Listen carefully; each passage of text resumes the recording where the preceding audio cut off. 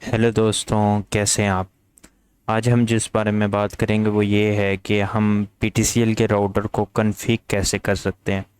जैसे कि अगर आपने गलती से अपना राउटर जो है वो रीसेट कर दिया है, या उसका कभी कभार ये होता है कि आप जब कंपनी पे 1218 पे कॉल करते हैं तो अक्सर ये हो जाता है कि यार वो आप कहते हो कि आपका नेट नहीं आ रहा, तो वो ना पीछे से पोर्ट रिफ़्रेश करते हैं और साथ में ना राउटर की कई बार होता है कि सेटिंग भी जो है वो रिफ़्रेश हो जाती है, जिस वजह से ना आपका राउटर जो है वो अनकन्फिग सूरत हाल में आ जाता है।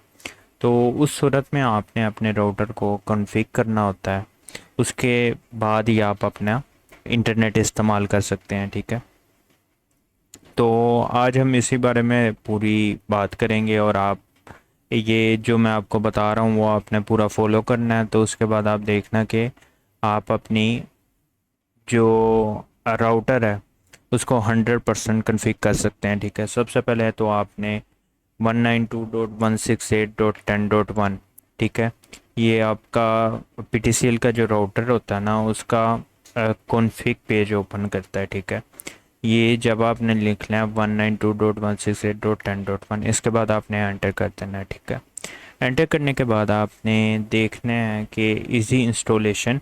आप जब इसको पेज को मतलब जब आप आईपी एड्रेस लिख के एंटर करते हैं ना, तो जो सबसे पहले पेज ओपन होता है आपने उसी में ये सेटिंग करनी है। ठीक है, आपने किसी को क्लिक नहीं करना।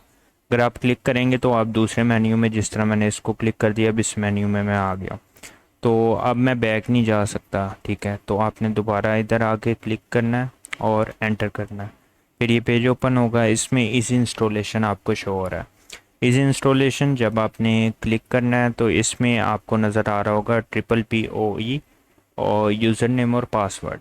ठीक है, ये आपने आईएसपी जो आपका प्रोवाइडर, मिसाल के तौर पे हमारा तो इधर पीटीसीएल है ना, तो हमने पीटीसीएल वालों को फ़ोन करना है और पीटीसीएल वालों से रब्ता करके हमने ये कहना है कि यार हमारा जो है राउटर वो रीसेट हो गया।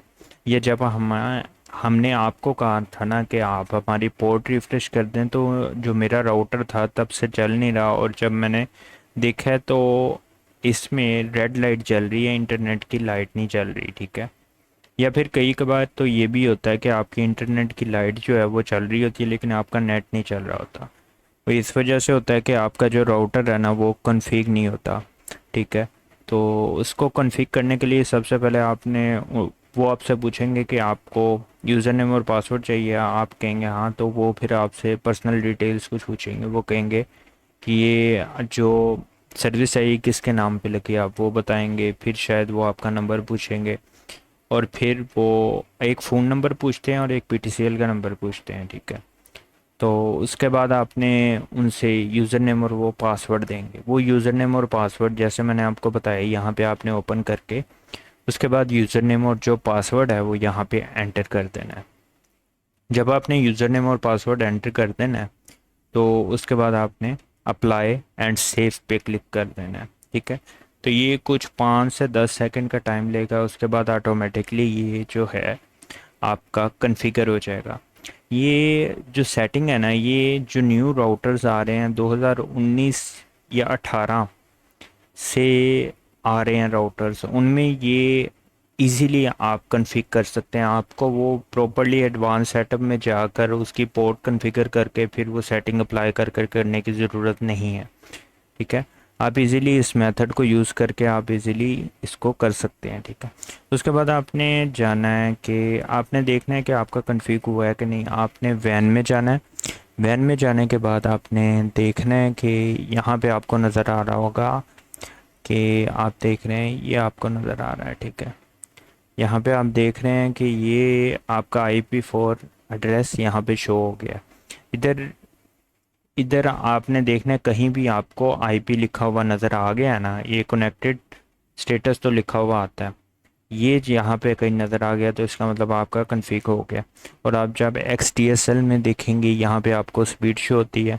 ये मेरा नया राउटर है इस वजह से यहाँ पे स्पीड शो होती है, वरना जो पुराने राउटर्स हैं ना उनकी आपको मेन होम पेज पे स्पीड शो हो जाती है। ठीक है, तो आपने यहाँ पे XDSL में जाना है। XDSL में आप देखेंगे कि मेरा इंटरनेट जो वर्किंग कंडीशन में है, जो कि 10 Mbps का कनेक्शन है और 11485 यहाँ पे स्पीड आ रही है और 5460 आ रही है। ठीक है, यहाँ तक जो आप देखेंगे आपका राउटर तो है वो कन्फिग हो गया है। ठीक है, मैं आपको कुछ चीज़ें बताता हूँ जो कि आपको आपका जब इंस्टॉल किया जाता है कनेक्शन तो वो आपको शायद नहीं बताते। ठीक है, इसमें ये है कि जो आपको स्टार्टिंग में स्पीड मिल रही होती है वो आपको डाउनलोड स्पीड पूरी मिल रही होती है, लेकिन आप स्ट्रीम जिसे आप लोड स्पीड कहते हैं वो आपको पूरी नहीं मिलती। उसकी वजह ये होती है कि जो आपकी पोर्ट होती है ना, जिसमें वो आपका इंटरनेट जहाँ से लगा के एक्टिव करते हैं, वो पोर्ट जो होती है ना वो रिफ़्रेश एक दफ़ा होनी होती है। ठीक है, उसकी वजह से जो आपकी स्पीड है उसमें काफ़ी ज़्यादा इफ़ेक्ट होता है, बहुत ज़्यादा बढ़ जाती है। तो आपने 1218 पे कॉल करना है अगर आपका टेलीफोन लगा हुआ है। ठीक है, आपने अगर इंटरनेट लगवाया तो उसके साथ टेलीफोन लगने की ऑप्शन होती है। अगर आपका वो लगा हुआ है तो आप उधर से कॉल करेंगे। ठीक है, आप उन्हें बताएंगे मेरी पोर्ट जो है वो एक दफ़ा रिफ़्रेश कर दो, तो वो आपकी पोर्ट रिफ़्रेश कर देंगे। पोर्ट रिफ़्रेश करने से आपकी स्पीड काफ़ी हद तक बेहतर हो जाएगी। ठीक है, और अगर नहीं होती तो फिर एक और 2-3 दफ़ा जब आप ये करेंगे तो आपकी पोर्ट जब रिफ़्रेश हो जाएगी मुकम्मल तरीके से तो आपकी डाउन स्ट्रीम भी पूरी हो जाएगी, अप स्ट्रीम भी पूरी हो जाएगी, जिसे डाउनलोड और अपलोड स्पीड कहते हैं। अपलोड स्पीड तो आप यूट्यूब के लिए इस्तेमाल करते हैं जब कोई भी चीज़ आपने इंटरनेट पे अपलोड करनी होती है। ठीक है, तो और आप देख लेना 12-18 पे जब यार आप कॉल करो ना तो ये ध्यान में रखना कि उनके ना पर मिनट चार्जेस पड़ते हैं, तो आप जो है उनके टेलीफोन जो है PTCL वाला उससे करना। वैसे तो आजकल उस पर भी 1-2-3 रुपए शायद पड़ते हैं आपको पर कॉल के, पर मिनट के नहीं पड़ते, लेकिन आप जब मोबाइल से करते हो तो उसमें आपको पर मिनट के हिसाब से पड़ते हैं चार्जेस। तो मैं आपको यही रेकमेंड करूँगा कि टेलीफोन से आप रब्ता करें। ठीक है, और यही था आज के वीडियो में। बकाया आपको अगर BTCL के हवाले से और भी चीज़ों के बारे में जानना है तो मैं आपको और भी इसका गाइड कर सकता हूँ, मुझे इस बारे में अल्लाह का शुक्र है बहुत इल्म है। ठीक है, और अगर आपने इंटरनेट के हवाले से भी कुछ पूछना है तो आप पूछें, मैं इंशाल्लाह आपको गाइड करूँगा पूरे तरीके से। अगर आपको मेरी वीडियो पसंद आई है तो इसको लाइक करें, सब्सक्राइब करें। ठीक है, और अगली वीडियो में मिलते हैं, तब तक के लिए खुदा हाफिज़।